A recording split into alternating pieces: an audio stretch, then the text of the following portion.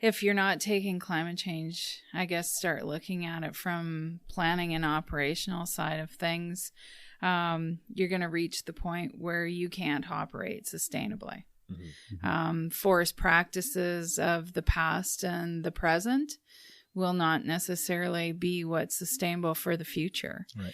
And so, you know, taking that business as usual approach and kind of maybe burying our heads in the sand and saying, well, you know, it's too big for us to tackle, so we're not going to tackle it. Yeah. Is a lot of companies are realizing now that they can't do that because they're having a struggle achieving their sustainable forest management objectives currently. And they're already facing some issues with climate variability and the extremes right at the operational day-to-day on the ground. And this is translating into impacts of keeping the mills going. And this is happening now. Yeah.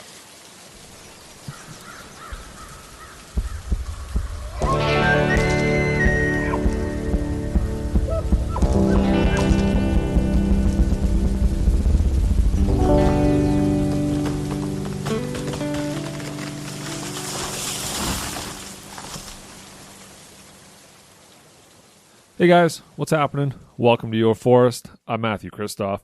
On this podcast, we talk about the environment and the science of sustainability. So today's episode is all about climate adaptation. It's kind of a follow-up to a previous episode I did with Jason Edwards. And we're talking specifically about adapting the forest industry to climate change. Not just the forest industry. The people involved in this episode, they're actually working with other industries and governments and all kinds of different groups to try to help them adapt to the oncoming changes. So we're not specifically talking about, how seed zones are moving or how, how the ecology is going to move or whatever. It's more about how the landscape of challenges will change and how we must adapt to those. Well, we have to adapt to them or fail, really, ultimately, in the end. And it's about assessing the vulnerability and building resilience into the system. At least that's my take, my kind of summary, my breakdown of the system. Obviously, Sheri and Mark will do a much better job of explaining this to you. So you guys will really, really like listening to them. They have a lot of great perspective to share, that's for sure. So on this episode, I had the opportunity to sit down and speak with Dr. Sheri Andrews-Key, and also Dr. Mark Johnston. They're both distinguished research scientists with the Saskatchewan Research Council, and they both have a lot of background in climate change adaptation and challenges that come with climate change. So they're really excellent people to have on. And we're speaking specifically about a case study that Sheri actually did. And she worked with Mystic Environmental, a group out of Saskatchewan, and we went through the details, not super specific details, but the general idea of what they went through doing this climate adaptation thing, the challenges they came up with, and sort of the solutions they ended up finding in the end. And it was a really, really excellent conversation. I really appreciated getting both of them on. I would love to have them on again. They really just broke it down in simple terms and were very realistic about it. This wasn't a conversation about policy and that kind of stuff. It was a real conversation about how can this actually be done, which was awesome. So I appreciate you guys for coming on and speaking plainly. It was great. Sponsors for this episode. Number one sponsor for 2019 is West Fraser. I can't thank West Fraser enough for their funding this year. It has made this podcast possible. It's made it what it is. Made me able to get excellent guests and to spend more time working on it. So thank you very, very much. Another sponsor is Greenlink Forestry. Greenlink Forestry has been a sponsor since the beginning, and I couldn't thank them enough. This, again, wouldn't be possible without their help. And also Damaged Timber. Damaged Timber is an apparel company out of Alberta, out of Edmonton, actually. And they support environmental sciences through the sale of their clothing. Hats, toques, all kinds of cool stuff. Really the best quality. He really makes sure to have the best stuff in there. Check them out at damagedtimber.com. Put in Your Forest 10 at checkout and you can get 10% off. So, without any further messing around, let's get right into it. Talking with Sheri and Mark about adapting to climate change. Let's do this. Here we go.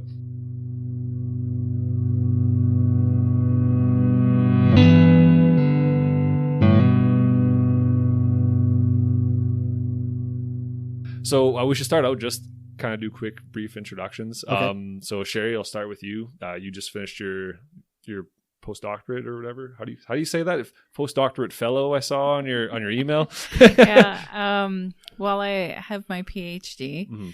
and I'm currently in my postdoctoral fellowship with UBC, Gotcha. with the Faculty of Forestry, and I'm also a research scientist at the Saskatchewan Research Council, Okay. where I'll be transitioning to be a full-time research scientist there the beginning of February once I'm wrapping up the postdoc. Okay, and that's in the climate adaptation field. Yeah. Yeah, climate adaptation, and I specialize in forestry, but finding that there's a lot of interest from other sectors in what I do, and lots of applicability. So, Oh, I'm sure. Yeah. yeah, Awesome. Okay. Yeah. Mark. Yeah, so I'm senior research scientist at the Saskatchewan Research Council. I've been there since 2001. Okay. And have been working all that time on either climate change adaptation in the forestry sector or on mitigation, again, related to forest management. Both. So a lot of work on carbon sequestration and that kind of stuff. Awesome. And starting in 2008, there was a meeting of the Council of the Federation, which is all the provincial premiers met in Vancouver. And at that time, it was just after the big forest fires in Kelowna, where a whole bunch of houses had burned down and so forth.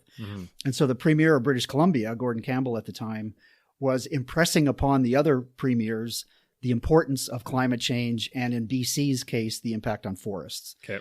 And so he managed to twist all the other premiers' arms into agreeing in a, what do they call that, a manifesto or a thing that they publish at the end, Yeah. whatever that is. Some political thing. Yep. That climate change and forests was a nationally important issue that really needed to be dealt with, and they all agreed.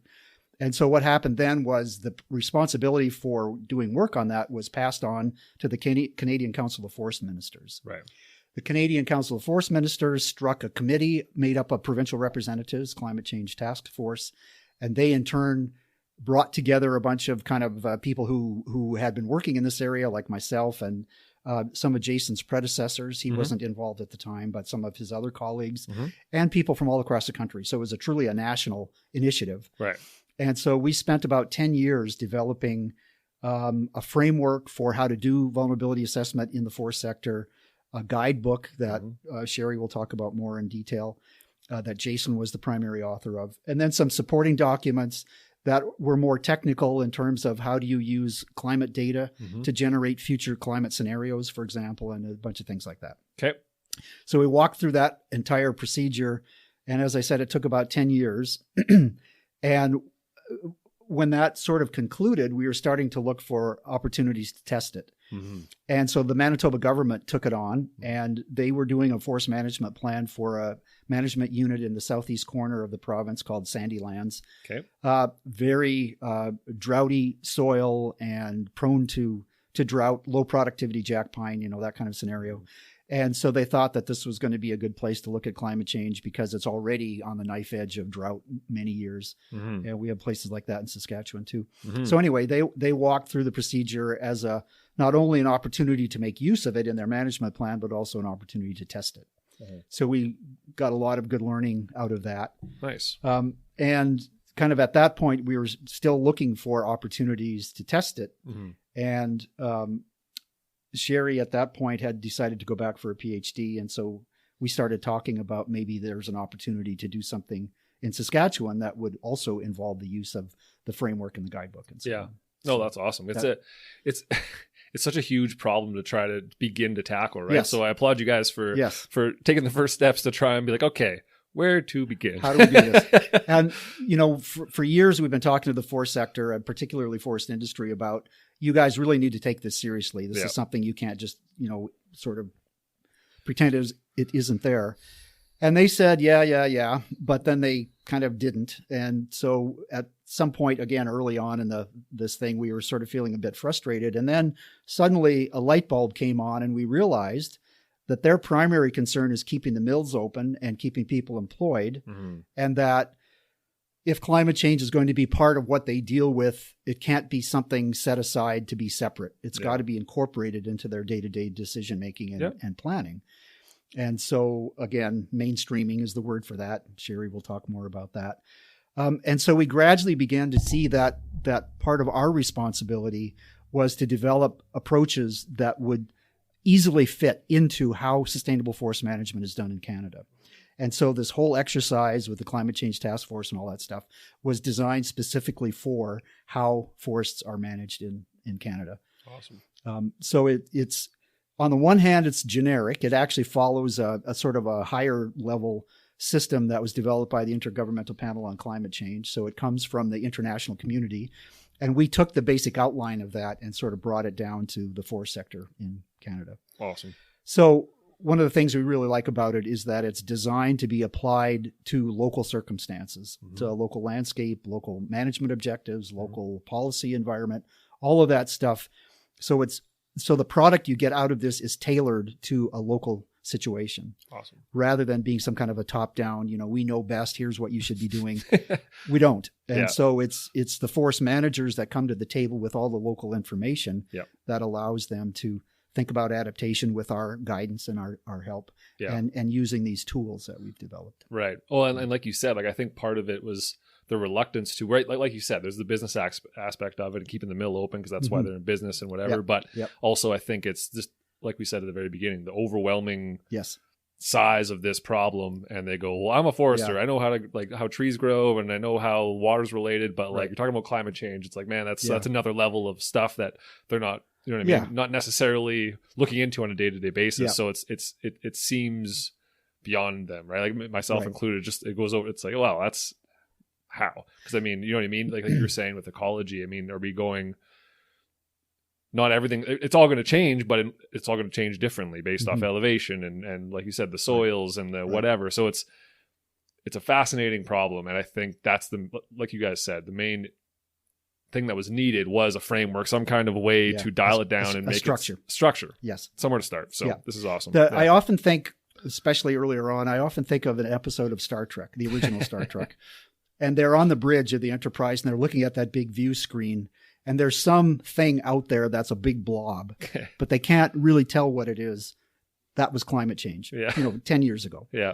And so people knew that there was an issue there, but they couldn't figure out how to grapple with it. Yeah. And I think the products that we've produced allow that to happen. For sure. So like you said.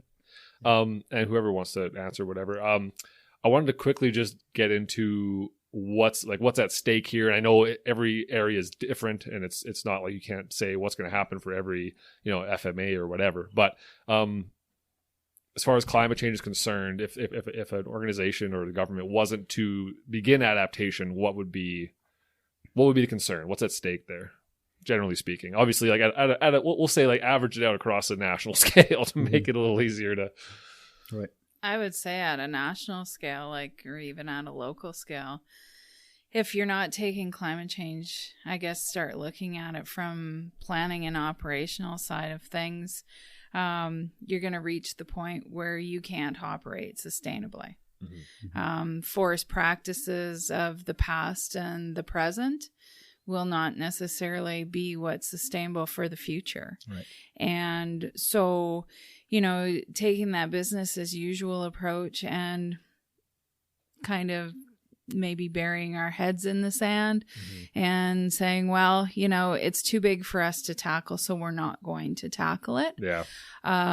Is a lot of companies are realizing now that they can't do that because they're having a struggle achieving their sustainable forest management objectives currently. And they're already facing some issues with climate variability and the extremes right at the operational day-to-day on the ground. And this is translating into impacts of keeping the mills going. And this is happening now. Yeah. And I can go into that with the Mystic example. Sure. So I think that, it's not a matter of if we choose to do this. It's a matter of when you decide that you're going to actually take the step to do it. And probably the longer that you wait, the more that it's going to cost you because you're having to become more and more reactive in what you're doing out there. And you really are putting yourself at an advantage if you start the process, and at least, there's always going to be the uncertainty, but at least being able to identify areas where you're vulnerable, and then looking at where you can set up your monitoring, adaptations. And lots of adaptations are really low cost, low risk, and things that they can do on the ground now.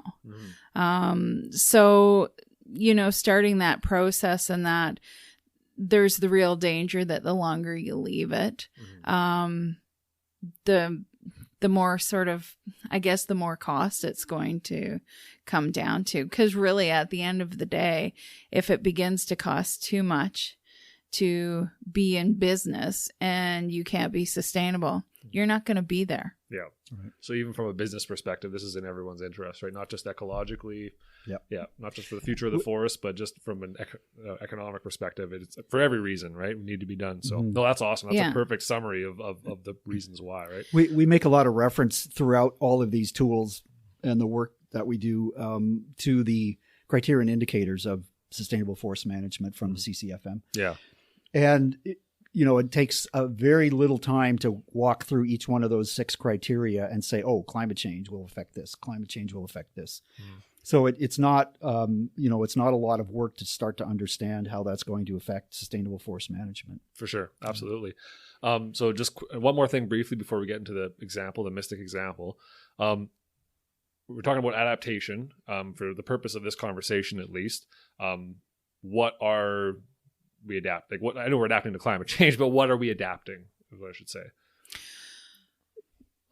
Well, depending on, like, when you go through the process of using the CCFM framework, you start to basically unpack your sustainable forest management system. And that is from the biophysical pieces all the way to those human and social elements of it. And you are assessing what is vulnerable in each one of those pieces, every part of your system. So everything. And then and then you're coming up with adaptations for them. Okay.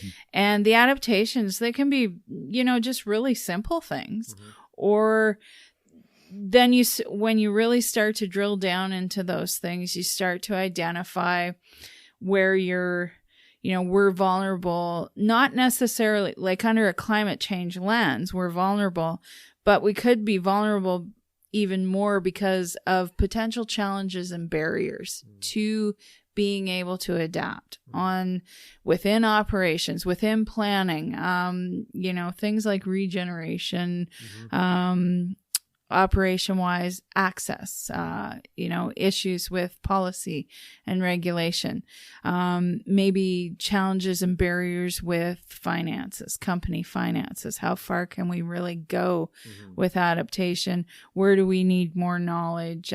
All these types of things, right? So, the whole system needs to change, basically. You're saying everything needs to be looked at. It doesn't need to change. That's that. No, it doesn't. Okay. When you really start to get into this, the tools are there. Okay. We have fantastic tools to do sustainable forest management. And lots of smart people. And industry really does a great job. And they have the tools there.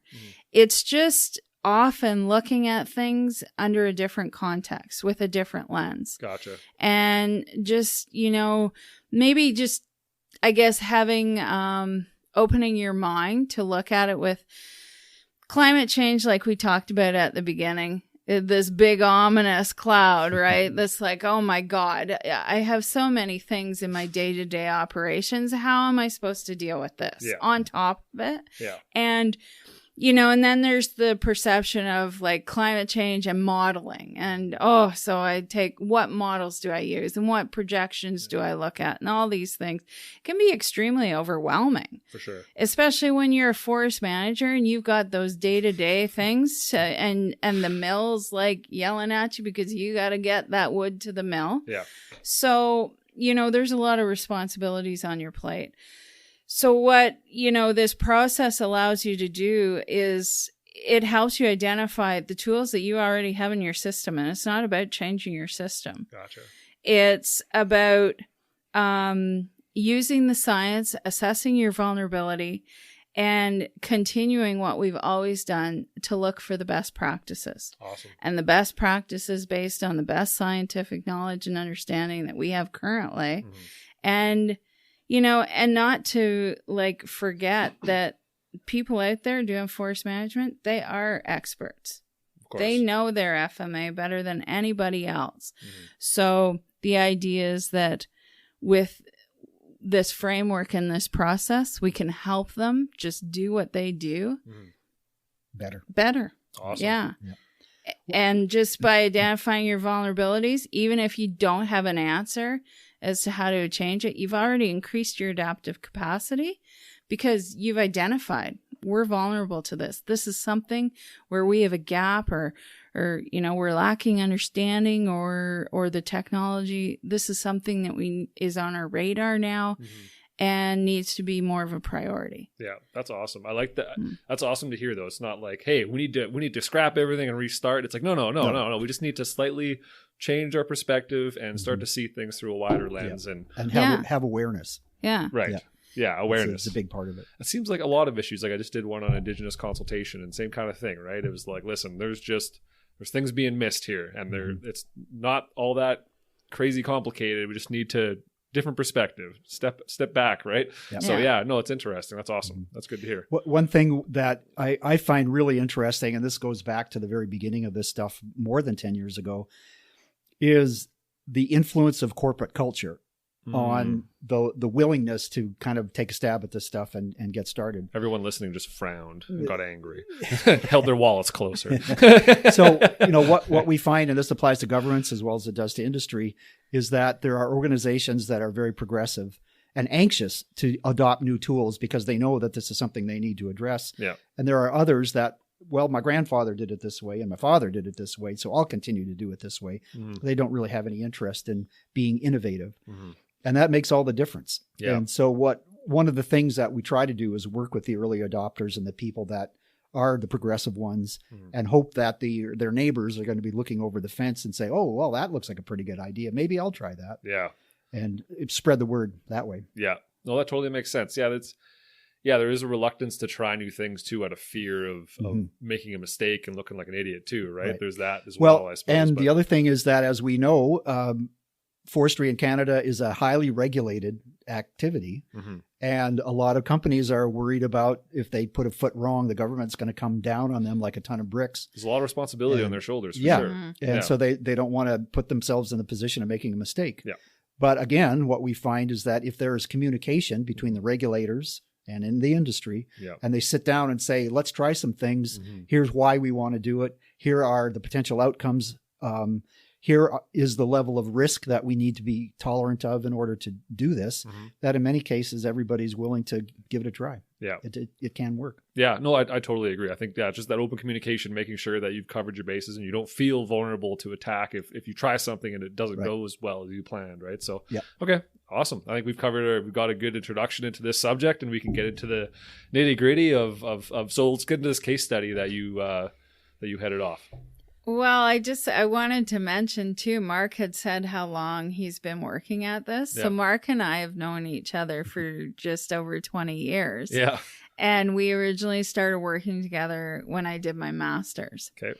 About 20 years ago, and in the same area, in sustainable forest management and climate change. Okay, yeah. So back then we started, and we were working with companies in Alberta, Saskatchewan, and Manitoba, and we did a small case study with Louisiana Pacific in Swan River, Manitoba, and we did a very, I guess, elementary compared to the framework now, but we started off with a small climate vulnerability framework to identify sensitivities on their land base. Yeah. At that time, the government wasn't really ready. They weren't thinking in that context, but, they were willing to take a chance, the company, and do this. So it's kind of interesting then about, just under 20 years later, Mark and I were chatting and I said, I'm ready to do the PhD. Yeah. And the CCFM framework had just come out in March of 2015. Good timing. Yeah. And we started talking, and I was talking with the provincial government in Saskatchewan, and Mark and I were kind of chuckling. I said, I feel like I'm picking up where we left off when I did the master's. Yeah. But it was like almost the logical next step. Yeah. So it was kind of fate, the way everything came together. So the provincial government, Forest Service branch in Saskatchewan, they had a workshop that Mark was part of in December of 2014. And at this workshop, they brought together a number of forest practitioners, government, industry, other stakeholders within forestry. Some of Jason's colleagues. Okay. Yeah. And at this workshop, they went through different climate scenarios from, just business as usual to these worst case scenarios. And Mad Max was Yeah. one of them. yeah. And what they came up with was basically, we know we need to do something. We're not sure what that looks like, what that is. And so I started conversations with the executive director of forestry at that time. And he was willing to provide funds to start a project that used this framework, but we had to have an industry partner that was willing to go through the whole process of the CCFM framework. And the government wanted real on-the-ground adaptation application. What can we really do? Yeah. Okay. We feel that we're in a place that we have a pretty good, solid scientific background for the biophysical pieces and what we can expect generally for the boreal forest. So now we need this with an industry partner. And Mystic Management Limited, they're a forest company out of Meadow Lake, Saskatchewan. And they're 50% owned by First Nations. Oh, cool. By North Sask Forest Products, Very which cool. is the only 100% First Nations owned lumber mill in Canada. And 50% owned by Meadow Lake Mechanical Pulp, which is a pulp mill owned by Paper Excellence. So it's a really interesting dynamic. That's awesome. And Mystic is the woodlands management group that manages the 1.9 million hectares of the forest management area Gotcha. for the license. So they've been going since 1998 or 80. I was going to say 97, 96. 90, yeah. That's when they really So they've started. been around for quite a while. Yeah, they're on their second iteration of their forest management plan. Awesome. So Great. when we started this, they were actually just starting the process of the renewal for their 20-year forest management plan, which was excellent timing. For sure. Yeah. So when I started this in September of 2015, to be honest, like the general manager and the foresters that I was working with there, they were skeptical. And they took a look at the framework and felt really overwhelmed. And they're like, how are As we? did I, reading through all the paperwork. Preparing And for this episode. how are we going to do this? And the manager at the time, he says, okay, how are you going to do this in, a certain amount of time? And we started going through the process, starting right from the beginning and setting the stage for it. And it was really exciting to see that as we move through the different steps of the process, for them, their thinking and their way of approaching things and starting to look at in climate context and just sort of open their minds in that way. Nice. And it was it was exciting to see that and to see that they were starting to identify things that they were already doing that were adaptations, and they were considering them as adaptations to the weather. Oh, I see. Or adaptations to, that was a climate event, but, and really starting to look at what really is climate change and what is climate change on our forest management area and what does it mean for us in what we do. And we spent, setting the context is sort of the first part after you move through that organizational readiness. Mm-hmm. And that stage, I think a lot of people want to rush through. But yeah, it seems like nothing, right? You're just like, yeah, we're ready. Let's go. Exactly. But we spent a lot of time on really, what do we want to accomplish in going through this process? Because it has to be, it's not one size fits all. Mm-hmm. It's very specific to each individual company. Of course. And we spent a lot of time really working on that and use those pieces as like, what do we want to accomplish out of here? What are some of the big issues that Mystic sees? Not what I see as a researcher, but what they see. Mm-hmm. Because, and I'll talk about this a little bit further, but we're doing this now with more companies. Nice. And I may have the skills and understand this framework and how to work through it.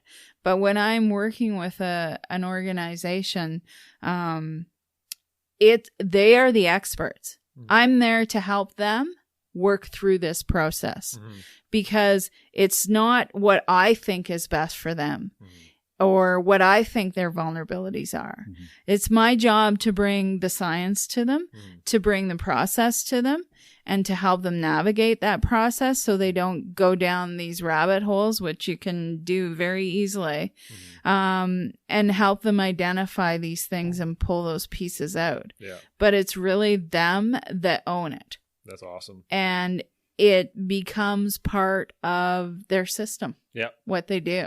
You can tell you've really spent a long time thinking about these things because you got it all. You're like, you even got the psychology of people and how to get them to do stuff in there, right? You're like, no, you're going to do it. I'm here to help. But I think our experience is that it doesn't take very long before they understand why they need to do this, and then they take it. Of course. And that's where we have a huge victory. Yeah. Is that they decide that they're going to make this happen. Of course. With our assistance. Yeah. Sometimes it takes a little bit for them to get there, but once they get engaged, I mean, Mystic was unbelievably engaged. Yeah. Even though they were a bit lukewarm at the beginning, by the time they started to see the value of this and why they should go through it, they just took it and just went nuts with it. Yeah, no, that's awesome. It's great to hear. I would expect that from a similar story from probably most industries or most companies, just because it is like we said, it's that big overlooming thing, and you're like, wow, yeah, okay, these researchers are going to come in and tell us how to do our stuff, right? But it's like, no, but like you said, you're not telling them how to do anything. You're just like, listen, I know some stuff that can help you guys figure out your stuff. Let's get our stuff together to make this work. Right. But you have to take responsibility. Yeah. That's the thing. Yeah. And I guess too, like one of the things that has helped me, I guess, in what I do is that I come from a forestry background. My dad was a horse logger. I grew up in it. I've worked operational forestry. Some gritty folk back then. From all the levels. So I understand a lot of what they have to deal with. And so I think it allows me, with the science background and my academic training, and then with my operational things, I'm not there to tell them what they have to do. I'm there to work with them to help them get to the best place for them. Yeah, which is probably why this was successful. Yeah, a big reason, right? Because you're not standing there being like, "Listen, I know best. I'm a researcher." Okay, it's like because there's you know what I mean. So that's awesome. They would get up and leave the room. Of course they would, because anyone would if you're talking down to them, right? It's insane, and it's like you said, these are people that know what they're talking about better than anybody else in their area. So let them figure this out. Just show them the way a little bit, right? And give them the tools. Give them the tools, to do it for sure. That's awesome. Well, when you're working your way through it, it's really exciting to see you get in these discussions and to see you can see the wheels turning, and we just get a momentum and get going and be coming up with like, we're vulnerable here, and this will tie into certification, or this ties into our EMS system, and I see how we can start incorporating this into annual reporting. And with the Mystic example, so exciting. Like they have a very big, positive public advisory group situation there. They have worked extremely hard with developing relationships, trust, and communication within their forest management area.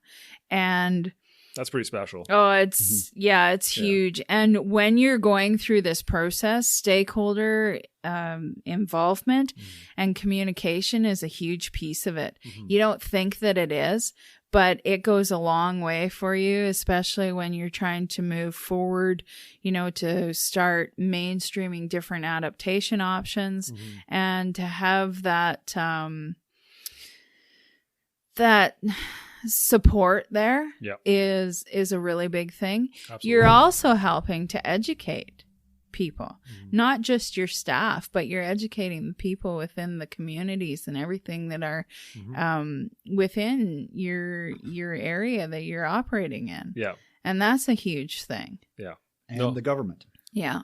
Yeah, exactly. Also huge. Everyone's got to be involved, right? So, but that public relations thing, I think, is something that a lot of forest companies struggle with because they like they'll hold a town meeting, right, and no one shows up or whatever, right? So it's like, how do we engage properly? So like to have a really good example of that, I think is pretty awesome. I'm sure there'll be forest people listening to this that want to give Mystic a call. Like, hey, what's up? What exactly are you guys doing down there? Yeah. Well, and what is really okay? So one of the big things that made this project such a success, besides the people from Mystic that were so committed to it, and the ownership that they took, was actually the provincial government. Right. And the key people with the Forest Service branch, and even right up to the executive director level. They have been very engaged in it. They've been very supportive. And we have come together with industry and with government in having some difficult discussions about where things need to change. How can the results of this work feed into policy direction? And we're actually moving forward with that. Awesome. Which is hugely exciting. And, trying to move beyond that regulator industry mentality. Because as we go forward, it's better for us to have increased communication between, first of all, the different government departments and also government and industry.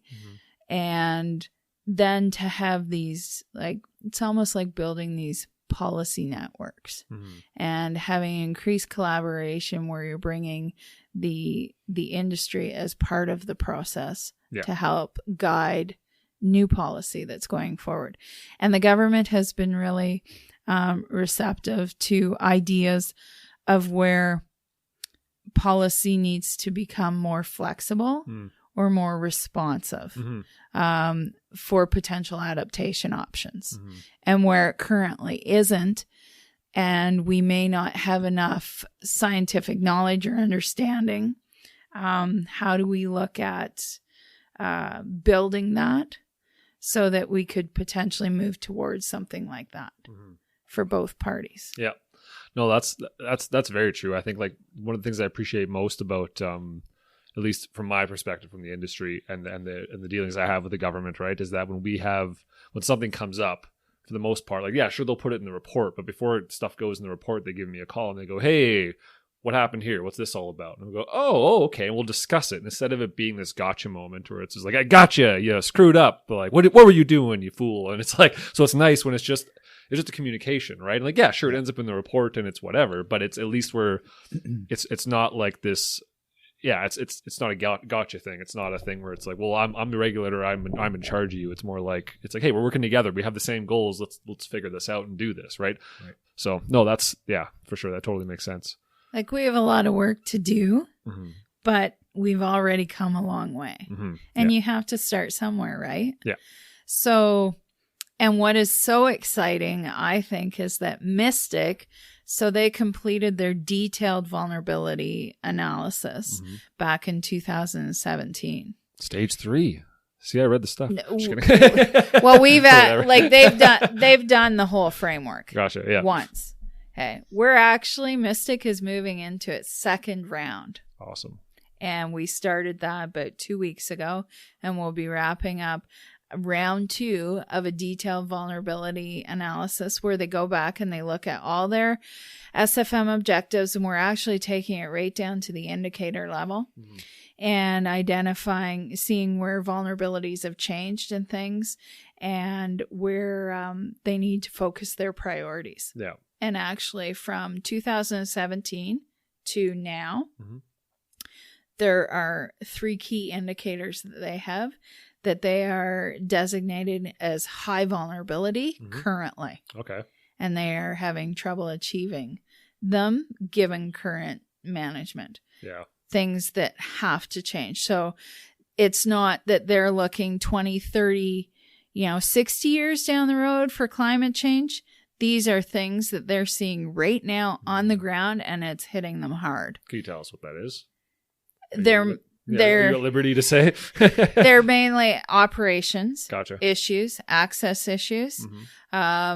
So issues with, it's been due to weather variability. So your climatic variability with having certain frequency and intensity of rain events during the main haul seasons, and not being able to access the wood and get the wood in time to the mill. So not freezing up as regularly as normal type thing? Well, we're talking even during like haul season in the summer. Oh, in the summer too. Yeah.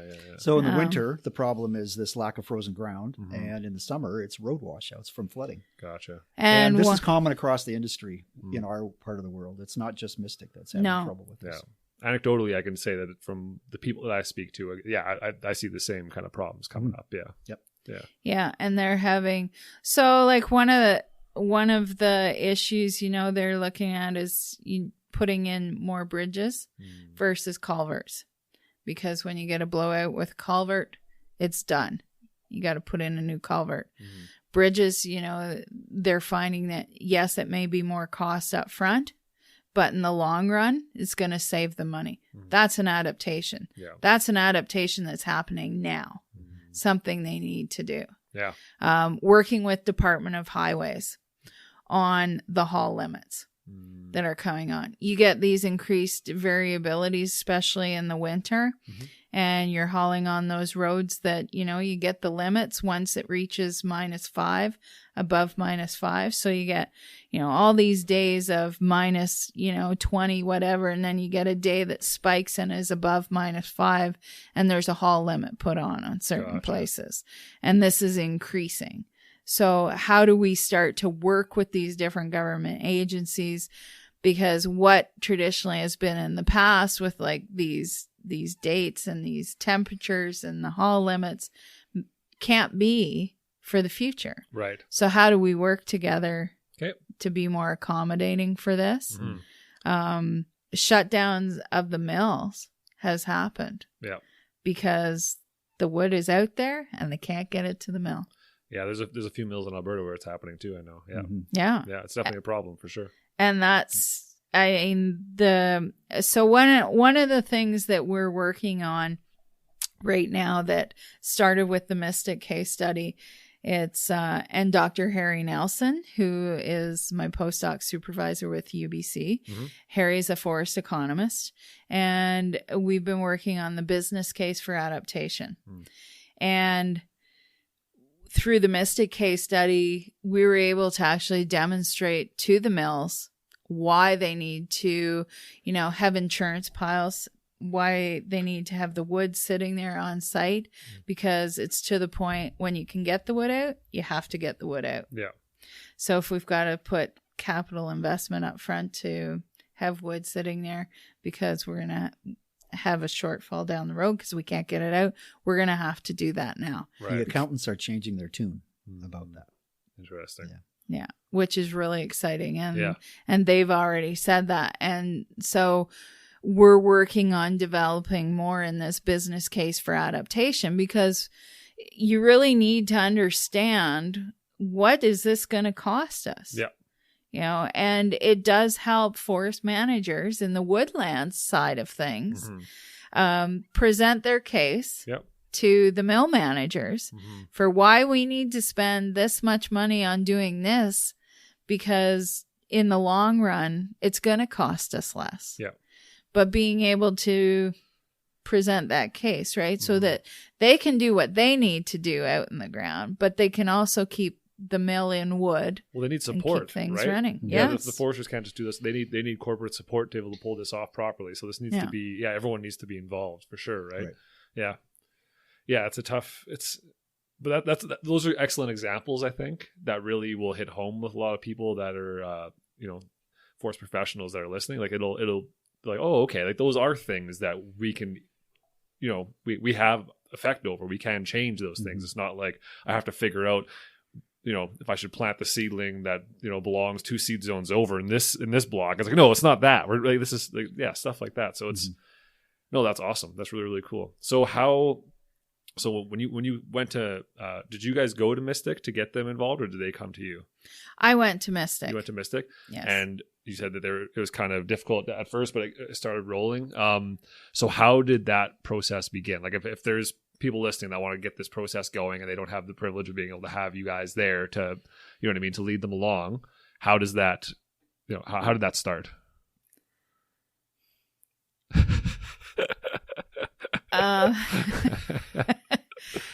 Well, they can access the guidebook, the Right. CCFM guidebook.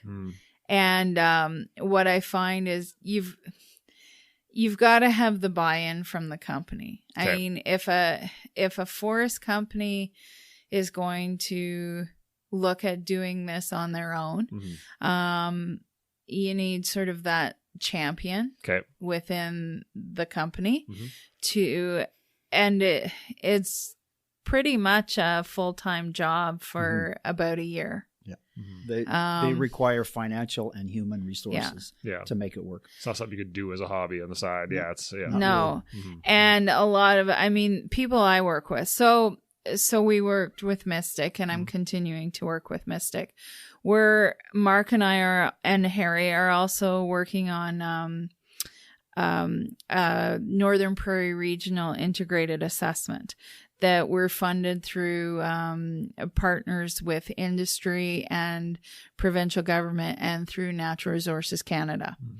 And under this, where I'm actually doing the same thing I did for Mystic, but we're doing this with Weyerhaeuser and Edgewood in Saskatchewan, and with Louisiana Pacific and Spruce Products in Manitoba, with the Manitoba government, and again with the Saskatchewan government.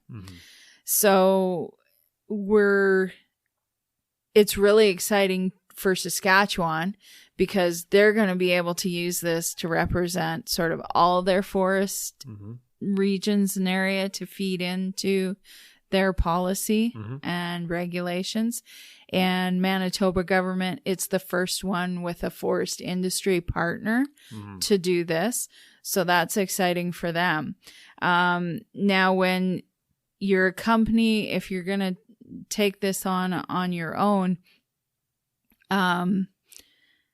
there's a lot of background work to bring together, but a lot of companies, they should have this within their current forest management plan. So they should have, their background, they understand their spatial area, what scale they're going to look at, and start to break down those different pieces of the guidebook. And I always tell people, don't look at the guidebook as a whole.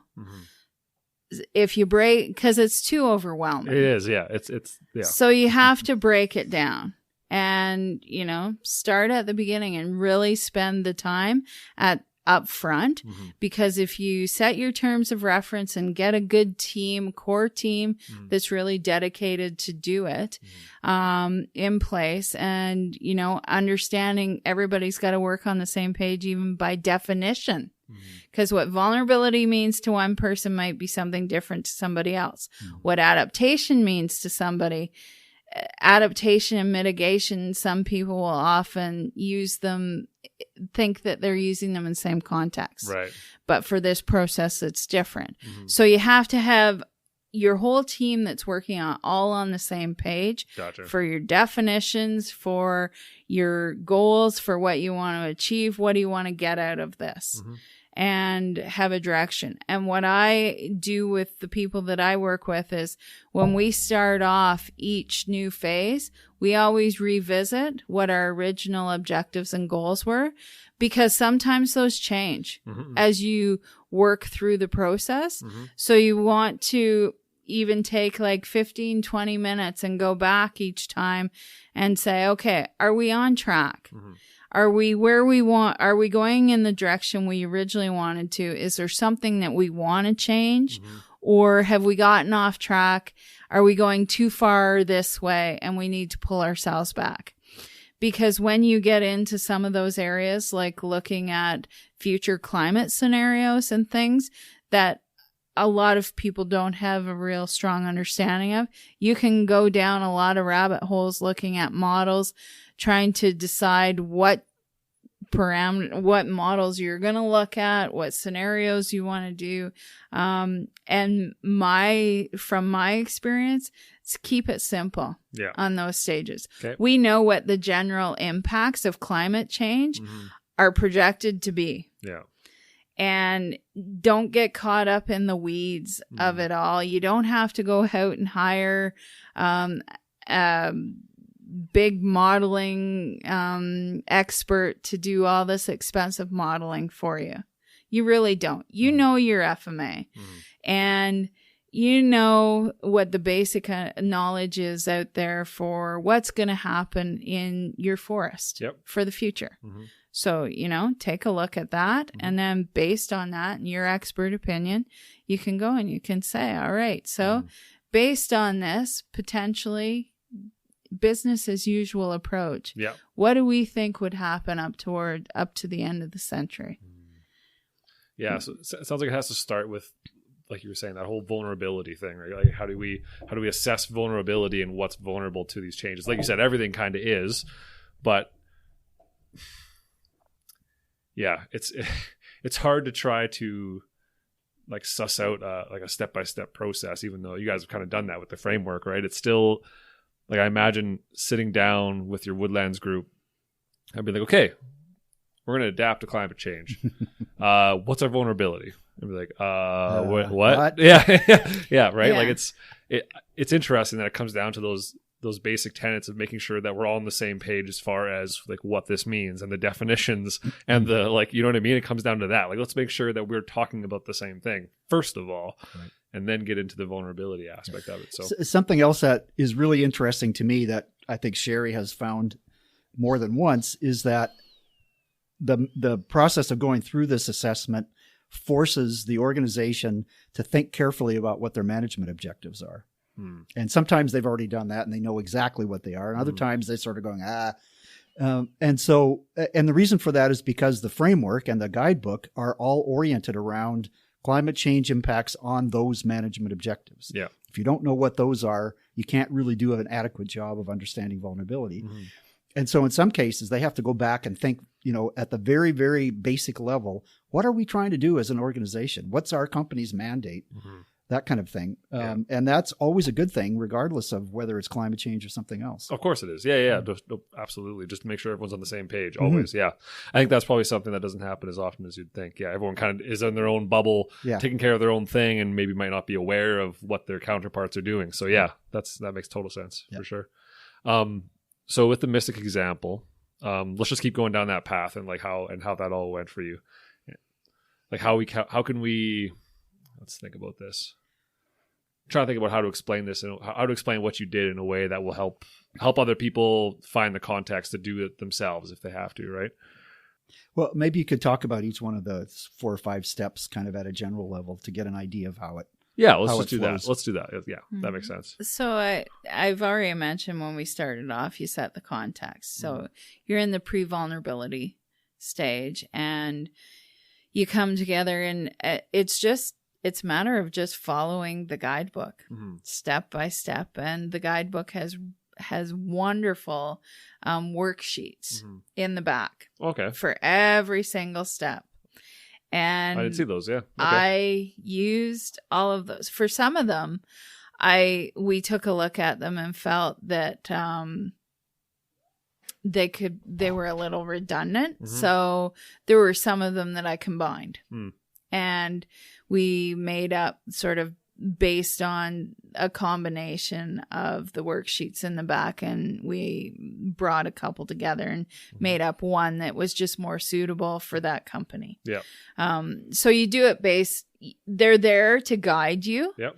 You can use them just as they are, or you can adapt them to suit whatever your system would fit best into. For sure. So that's what I love about the guidebook, because it has that flexibility in there. It allows you to do that. So that's really the ultimate tool, is that guidebook. It is. Yeah. I tell people when I go in and I meet with I start off this, I'm like, this is the Bible. This is what we're following. And I always ask them, do we want to use, amalgamate these? Because I've had the experience of going through this a couple times. Mm-hmm. I know where we can fit things together. Yeah. But for somebody who hasn't, following those worksheets and using them and just working through it step by step by step, it's you complete step 1, you move into step 2. Yeah. So that's what I did that's what I do, and that's what I did with Mystic. With Mystic, we were starting this together. Yeah. Both of us were fresh at it.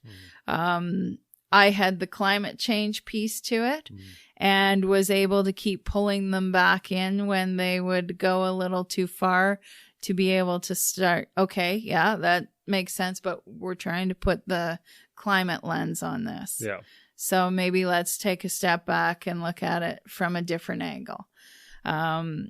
So I think when you're going through that first stage, as I said, don't discount the value of it. You're going through the context, you set your terms of reference.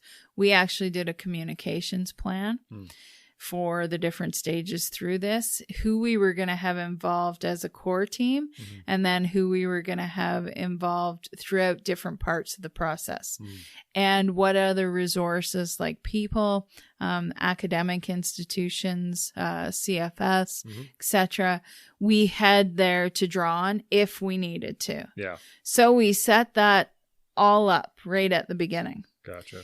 And then when you move into the next 2 pieces of that pre-vulnerability stage, you're looking at your land base. So you set your scale. What's our scale? What's the scope? What are we actually assessing? So with Mystic, we're assessing their sustainable forest management system for that FMA, for the 1.9 million hectares. So that means you take apart every piece of their sustainable forest management system. And you're assessing the vulnerability on their system. Gotcha. Which includes the biophysical pieces of the land base. But it also includes all those human dimensions and the management. So when you were doing pieces. that assessment of the vulnerability of all that, were you doing it as like a round table discussion, or did you have were you just doing it? Did you have someone up assigned to do that by themselves? I'm guessing. Oh, it was no, a big table thing. because you need your core team there to discuss, because it's not just it's not a one size fits all. You can't just go through and check it off and say, oh yeah, this is a high vulnerability, this is a medium, this is a low. You need to have that dialogue, that discussion. Because somebody, say, who's in charge of certification versus somebody who's in charge of operations may have a different perspective of where that vulnerability level is going to be. Yeah. And so you need to have the appropriate people from your group at the table. Need all the perspectives, as many as possible. Well, you can have too many. Can you? And then you won't move beyond. Oh, I see what you're saying. Yeah. Too many cooks. Yes, but definitely. So when I work with the different groups I've done this with, I work with the general managers are at the table, and then their managers. So the sustainable forest management planner, the operations planner, certification person, mill manager. So we bring all these people to the table. Perfect. So what I do is I take all of their stuff, their forest management plans, their standard operating procedures or their standard operating guidelines, whatever the regulations, provincial regulations are. I take all of those pieces and I use them to put into the worksheets. Yeah. And so I put them into the worksheets, and then we come back together as a core team. Gotcha. And we go through. And it's not my decision, and nothing goes ahead without their approval. Of course. Because it's their decision. Yeah. And so we work through it, come to a point where they're happy with that, with what they've done. Then we move on to the next step. So that first pre-vulnerability piece, it's a lot of background material. It's looking at taking pieces out of their forest management plan for describing, their soils, their tree species, a lot of the physical components of the land base. Looking at, you start looking at just general things that they're seeing out there on the land base, and looking at past climate, like looking at baseline information, mainly for temperature and precipitation. You don't want to go too crazy into it. Yeah, you get carried away, I'm sure. You can get really carried away. And then you've got to come to a conclusion or a decision by near the end of the pre-vulnerability stage of, what are you going to use as sort of your parameters for looking at climate change? So with all the ones that I'm doing currently and in the past, we looked at using just the representative concentration pathways. So the RCPs 8.5. So basically they're put out by, those pathways are, put out by the Intergovernmental Panel for Climate Change. And the IPCC is like the guiding international body for climate vulnerability assessment. And a lot of the theory, comes from there, and foundations for even the CCFM framework. And in this idea of the 8.5, it's like emissions by the end of the century, and sort of business as usual, worst case scenario.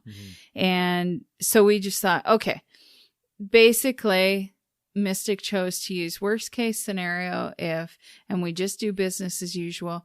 Where do we think our vulnerability and our ability to achieve our sustainable forest management over different time horizons up to the end of the century is going to be? Because their feeling was, if we looked at sort of what they're thinking is potentially the worst case, we can always adapt it down. Sure. But if we're not considering the worst case, then we feel that we'll end up being more reactive than proactive. And we'd rather, look at the worst case. But in that, it was exciting to see them look at, a range. Yeah. Because they're forest managers, they're scientists too. And they practice their science every day on the ground. So they're able to start looking at, okay, well, I don't think in our area we're going to get this extreme, but if we do, this is what we'd look at. But if we don't, these are ways that we can just do modifications or adaptations on the ground that aren't so, that aren't needed for such extremes. You always dial it back. Yep. Yeah, for sure. exactly. Of course, it makes sense. And so then everybody at the table could wrap their head around that. Yeah, that makes sense. It wasn't something that was really complicated. It wasn't something that we had to spend a lot of time on, and just was generally, okay, yeah, I understand that. And generally we think, this is what's going to change in the disturbance regimes in the boreal. These are some of the issues that science is saying we're going to have to deal with. Yeah. We're seeing it in different levels, different extremes right now. And there's always going to be uncertainty. Yeah. Take climate change out of it, any type of land management, there's uncertainty. Yeah, of course. So we've always had to deal with uncertainty. This is just another piece of it. Yeah. So in our best expert opinion, how can we plan for it? Yep. No, it's really incredible to see this much detailed information going into all of this, right? Because I think, it'll empower a lot of people to feel like they have the tools necessary to start down this path and not feel overwhelmed and feel like they actually have a means to inflict change, right? So, no, that's really, really good. So it sounds like Mystic's pretty happy with how this has turned out now that they've kind of gone on their own and they're doing it the second time around, and obviously they're continually thinking about this.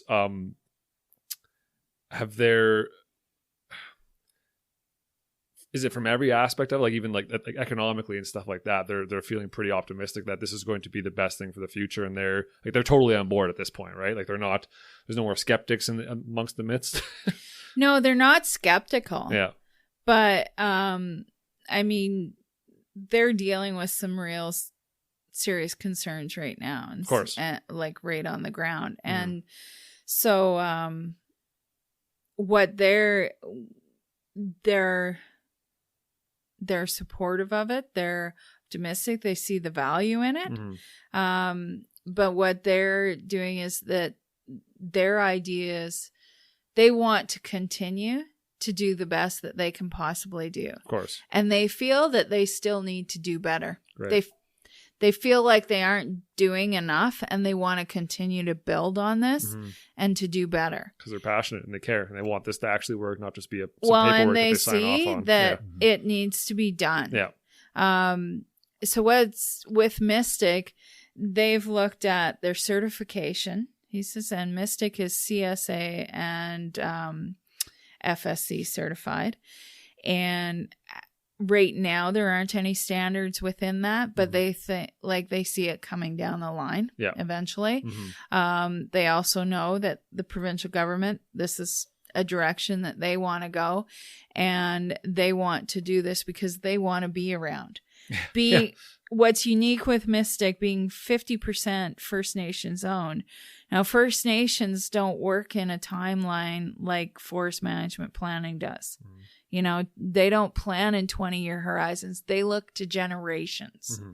So you've got that much, that long-term piece, that real, like it is in my backyard type of thing for them. Yeah. What's exciting is seeing like a totally different corporate culture, like Paper Excellence, working with them, because the board that runs Mystic is made up of equal parts, North Sask Forest Products and Mechanical Pulp. So you've got two very different mindsets, corporate cultures that are working together. And it works to do this, and it's working. Yeah. That's awesome. No, it's really, really cool to hear that. It's timely that you say that, actually, because like I said, that Indigenous consultation, there was a breakdown of a CIF conference that we did, that episode, but they were talking about that, the similarities between the two, and like the 200-year planning horizons in forestry and the 7 generations in First Nations groups and that kind of stuff, and like how there's so many similarities, and how it shouldn't be this difficult for these groups to work together, but it is because of perspective and history, of course. But it's awesome to see or to hear about, I should say, a good example of that, where it is working out really well, right? That's really encouraging, actually. No, it's cool. So I guess, unfortunately, we've been doing this for an hour and 15 already. It goes by quickly. So I want to let you guys get out whatever else, whatever you think you need to say to get to kind of to summarize this issue, and maybe get information out there to people that might want it and where they can find it and whatever. But well, let's talk a little bit about what's going on right now. So Sheri already mentioned some of this. In 2017, there was the big CIF meeting in Ottawa. Yeah. And at that time, NRCan had released a call for proposal for adaptation in the forest sector. And so that provided an opportunity to go around and talk to potential partners on a project proposal. Okay. So I did that for over the space of a week and came back, and we generated a proposal for NRCan and submitted it in November. And we were successful in obtaining funding to do another vulnerability assessment following the same guidebook and the same framework. But in this case, we called it a regional assessment because it overlaps between Saskatchewan and Manitoba. There's a large forested landscape that kind of goes right down the border there. And the companies in Manitoba and Saskatchewan operate on either side of those landscapes. So we have an opportunity now to kind of do a bigger picture thing using the same approach, but with more players. And as Sheri said, both industry and government partners directly involved. And just in the last little bit, Ducks Unlimited has come on board. Oh, nice. So we're going to try to do some stuff with wetlands as well as the upland forest. Yeah. So that's underway right now. And that's a huge piece, actually. I never really thought about that, but you're right. Like, because the forest industry isn't managing wetlands, right? They're managing the merchantable sites, which is upland, right? So that's right. But the point is that what they do on the uplands has an impact on the wetlands. Big time. You can't separate them. Of course. So we want to try to be a little bit more inclusive there. And so Sheri has had huge engagement from the companies. They're really excited about this. Yeah, that's cool. That's very, very cool. So that has gone very well. And again, both provincial governments are very supportive. So that's looking like another big success story, I think. And Louisiana Pacific. So I've been moving through this. We've been moving through it pretty good with the groups. And so I'll be to the point of wrapping it up in March of 2020. But Louisiana Pacific is also going to take a few steps further, and they're having me do a big workshop that will bring together all of their staff and go through the highlights of the vulnerability assessment, do some training with their staff on how they're integrating mainstreaming climate change and what they're going to do for monitoring and that, but also with the mills, which is exciting. Yeah. And Weyerhaeuser and Edgewood are talking about doing the same thing. And we were doing continued education that with Mystic as well. So that's really exciting. And then the provincial government is getting ready to move towards starting to open up and look at some more details of how they can build this in at a larger scale. Into what they're doing. Something else we're trying to crack, as Sheri referred to it earlier, is trying to incorporate some kind of guidance along this line into certification standards. And so I'm on the technical committee for the Z809 Sustainable Forest Management Standard under CSA. Okay. The last revision was in 2014, and we tried to get a whole bunch of language into the new standard related to adaptation and vulnerability assessment.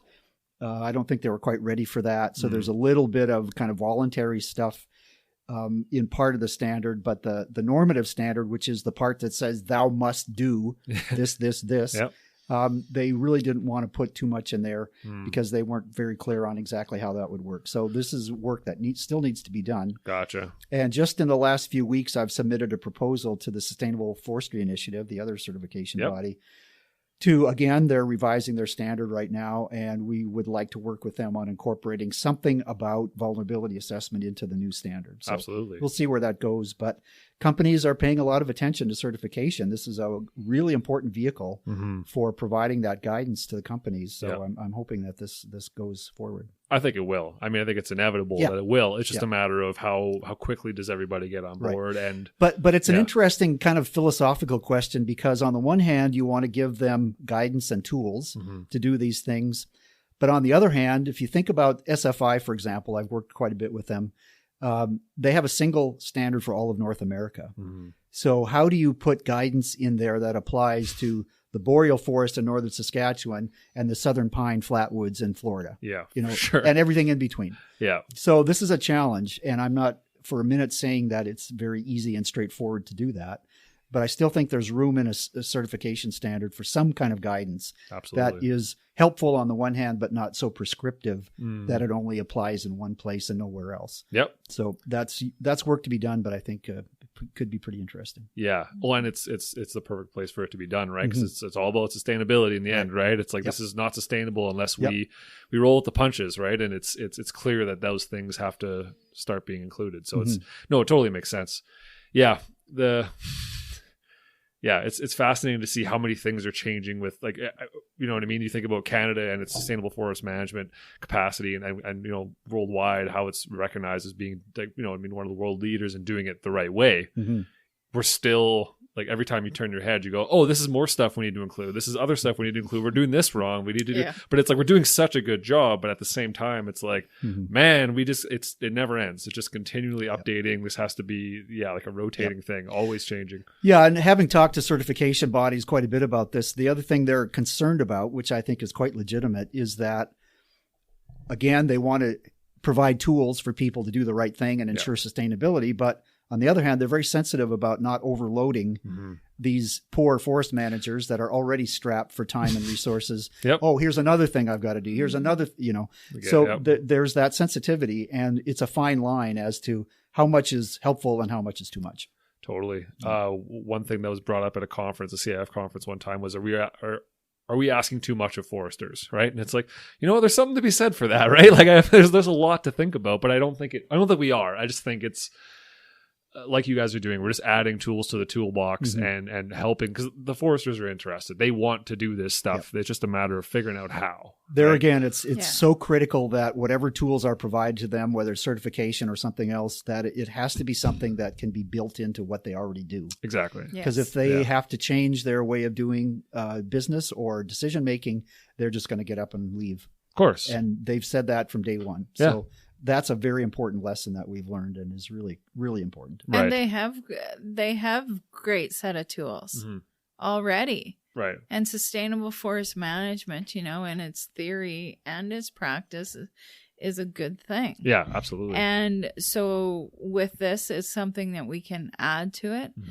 And the whole idea, right, of sustainability and forestry is to just practice the best forestry that we can. So this is a way, like, things are changing. We all know that. So how can we continue to do that? We may not, some places may not be finding that they're experiencing much, but it's inevitable. Yeah. So what can you do to help prepare for that so you can deal with it? Absolutely. Yeah, I don't think it'd be hard pressed to find a forester who's not concerned about climate change in this day and age, I think, right? Like there's a lot, like you said, there's impacts that are being visualized today. We're noticing, right? Like there's aspen dieback in the parkland, and there's, you know what I mean? There's growing problems, and like you said, access problems and all kinds of things, increased forest fires, droughts, floods. We got every end of the spectrum is going wonkers. Species at risk. Species at risk, yeah. But I'll tell you, it's a big change. Yeah. Because when we started off on this stuff a long time ago, there was not that understanding and that acceptance. Oh, of course. So that has changed in a really big way, and I don't think we would have made any progress if that hadn't happened. Yeah.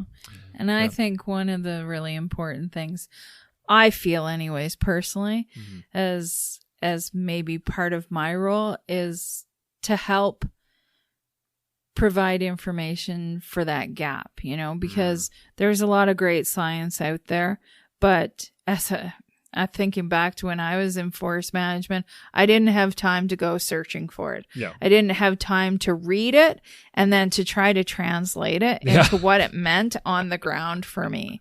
So, and that was something, you know, 20 years ago when we were working on this stuff that industry was continuing to say. And so I think in some ways, as from the academic end of things and scientists, maybe we haven't done the greatest job of bridging that, or, you know, putting things in a context that can be more meaningful. Yep. And I really feel that a lot of the stuff that's coming out of this work with Mystic, with Weyerhaeuser, LP, that I'm hoping anyways, that it'll allow, that it'll help bridge that. Yeah. That it'll give some of that real, it's like, okay, this is something I can sink my teeth into and grab onto. I get this.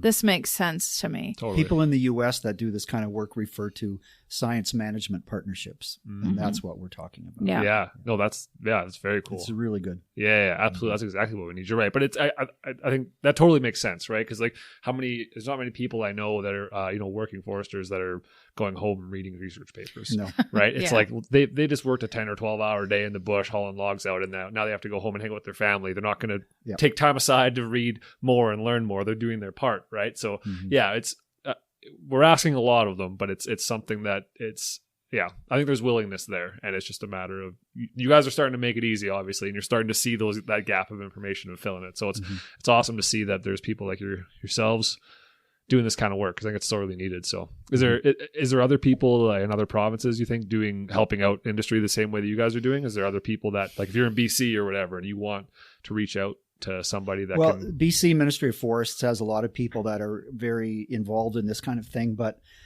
I don't know that we've seen the kind of work that Sheri's done in the sense of right on the ground working directly with the forest managers. One of a kind. That's fairly rare. Just kind of flex a little bit. Well, I mean, I think with the Mystic example, from my knowledge, and I think Mark will attest to this, at the FMA level, it's the first, this kind of assessment, this detailed, this type of level, and especially with Mystic starting already on their second round. Yeah. And, they're implementing monitoring and that out on the ground and engaging even their public advisory group in monitoring. BC several years ago had a program called the Future Forests Initiative. And they had a whole bunch of funding available in the mid-2000s for people to kind of ask these questions. Yep. And so they funded a whole bunch of projects, and I think most of them were more about modeling impacts of climate change on forest productivity, which is important, but it's not the whole story. No. And so taking it the next step and saying, okay, what does that mean for management? Yeah. How do we incorporate that into your decision-making system? How do we monitor and adapt over time? This is an ongoing thing. Absolutely. A lot of that stuff is new. And I think that's, to me, is the big value of this CCFM toolbox, is that it provides that structured approach to doing this. Yeah, for sure. And it can be replicated easily all across the landscape. And it's not about getting the right answer. What's the right answer or answers for Mystic, or the right direction, may be different than what is the right answer for Weyerhaeuser in Hudson Bay, Saskatchewan, or Weyerhaeuser in Alberta, or, Tocos or Resolute in Ontario. Like, it's not a one size fits all. No. The framework will work for all of them. But what each individual group comes up with, well, first of all, they're going to get as much out of it as they put into it. And I'm talking like ownership and effort.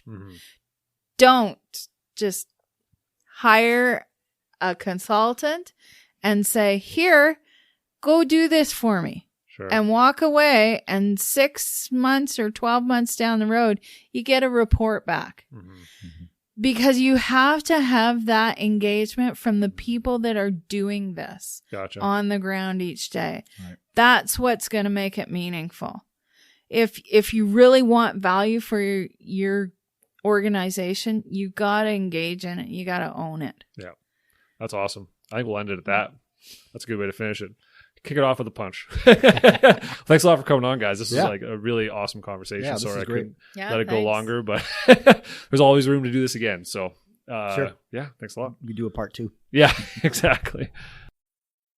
Thanks a lot for listening, guys. I hope you enjoyed that. I hope you got something out of that. I thought that Sheri and Mark did an excellent job of breaking down and unriddling the mystique that is climate adaptation, right? I think providing those examples really hopefully helps somebody else, help you guys, understand maybe where to start or how to begin, and maybe make it seem a little less ominous, right? So, thanks a lot for listening. If you guys got something out of that, if you enjoyed it, please rate and review on iTunes and all that good stuff. Tell a friend about it. All the ratings, all the reviews, all of the, spreading of the word, it really, really does help out a lot. So I really, really appreciate it if you guys could get out there and do that. Thanks a lot. And we'll see you guys next time. Take it easy.